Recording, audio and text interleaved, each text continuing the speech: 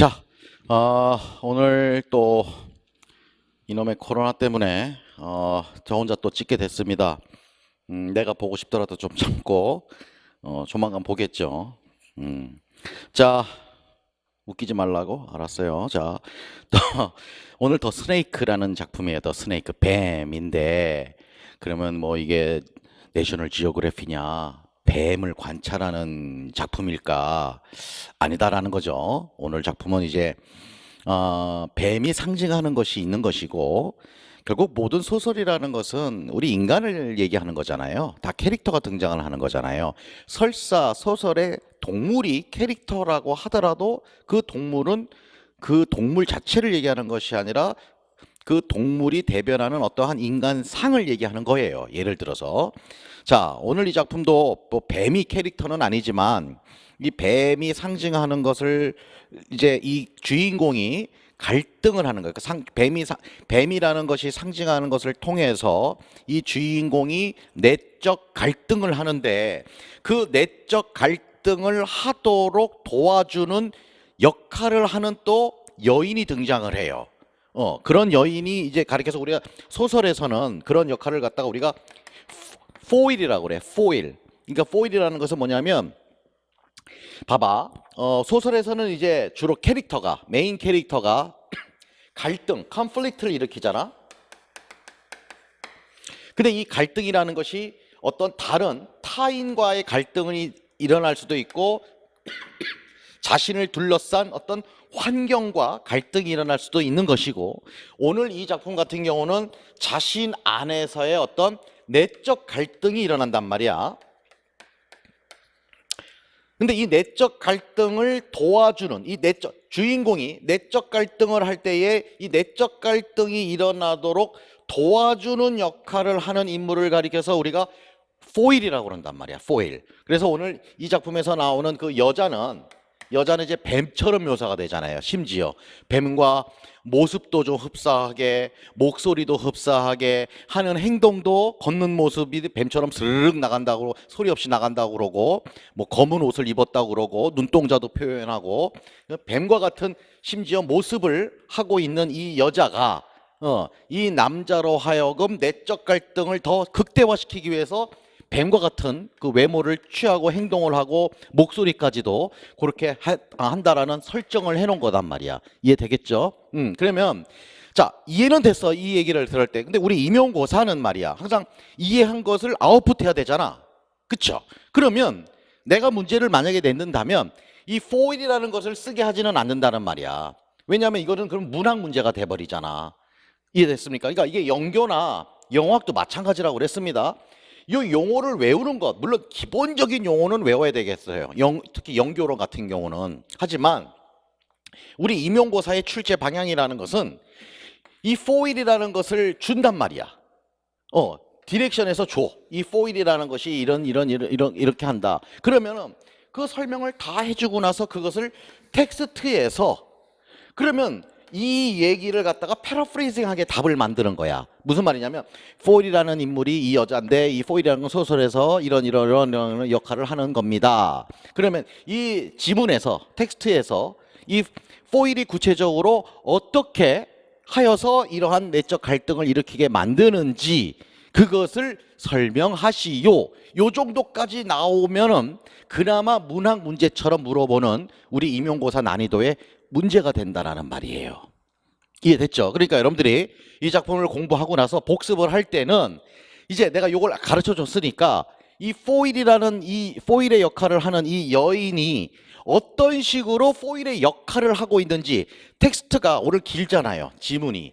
이 지문이 다 나오는 게 아니잖아. 앞부분이 나올 수도 있고 중간 부분이 나올 수도 있고 뒷부분이 나올 수도 있고 어디 부분이 어떻게 나올지는 몰라.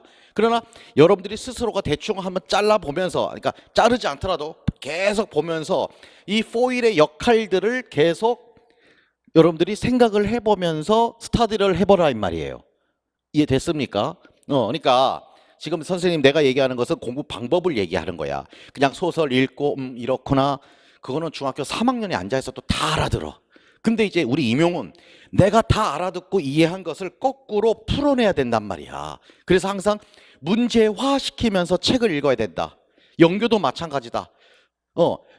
내용 습득만 계속 하고 나서 나중에 문제 풀어야지. No. 내용 습득 단 50% 되면 그 다음에 같이 문제화하고 합쳐서 문제를 못 푸는데 어떻게 해요? 그래도 문제화 시켜가면서 내용을 봐야 정확하게 그 내용이 이해가 되는 거라고.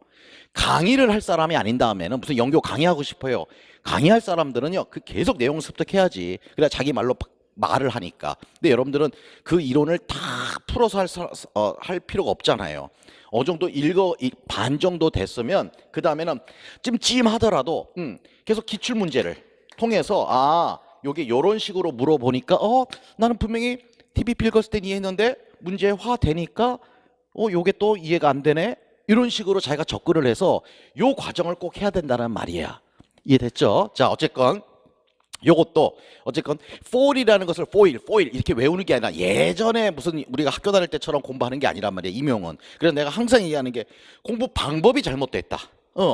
한 번에 가는 사람하고 여러 번 가는 사람들은 대개 스타일이 어떻게 되면 장수하는 사람의 특징이 완벽주의자가 많아. 아직 내가 이론이 안 됐는데 무슨 문제를 해. 아직 요거 1, 2월을 완벽하게 해야 3, 4월을 하지. 이게 아니란 말이야. 다 해야 돼. 다 건드려야 돼. 다. 골고루. 그리고 나서 9월 정도, 빠르면 7월이고 8월 해도 되고 늦어도 이제 9월 정도서부터 한 3개월 남잖아. 이 3개월간은 많은 문제 모의고사보다는 딱 기준을 잡고 한두 개, 딱 하나 정도 잡고 그 데이터를 가지고서 다시 이것을 갖다가 자기가 내재화시키는 거. 문제화 됐을 때 이렇게 나오는구나. 그러니 이거를 다시 내가 좀 정리하면서 다시 또 확장시키면서 공부해야 되겠구나. 이런 식으로 공부를 하는 게 맞단 말이야. 이해됐죠? 지금 초수는 사실은 이 작업이 바로 들어가면 초수 합격이야. 이거는. 근데 거의 힘들죠. 학교 다니랴 과연 이론도 제대로 잘 습득이 안 된 상태에서 시험을 봐버리잖아.